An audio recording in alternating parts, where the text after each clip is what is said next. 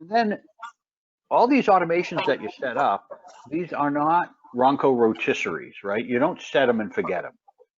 And that's what too many clients do. So uh, make sure that you're monitoring it on a weekly basis to make sure it's triggering properly, and on a monthly review basis to make sure that the content's correct, offers are good, um, branding is correct. Maybe you've had an update of your website or some branding update. Make sure those get updated.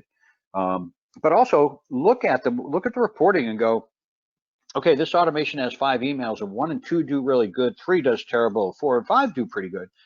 Well, move 3 to 5 and then decide what you're going to change in it, right? So when you have emails in an automation that do really well and one that don't do really well, part of it might be timing, but part of it might be content. So look at the ones that are doing well and figure out what's in there that's making them do well. What are people interacting with?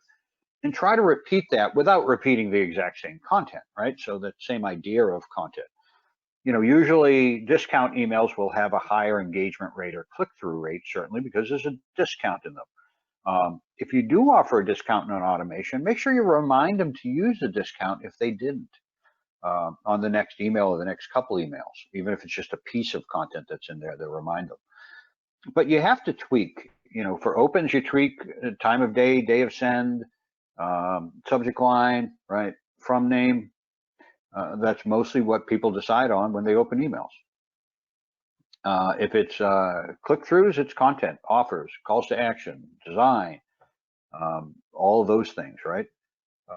So just decide what it is, look at your reporting, look at your engagement numbers, and make your adjustments and your tweaks to get the optimal result. And I did already talk about using different codes for conversion tracking. It's really important. So conversion tracking, and I'm actually working with a group about talking about conversion tracking and value of email past conversions and clicks, right? Because we tend to talk about email as an open without a click has no value, right? So a lot of people go, open isn't a good measurement for anything.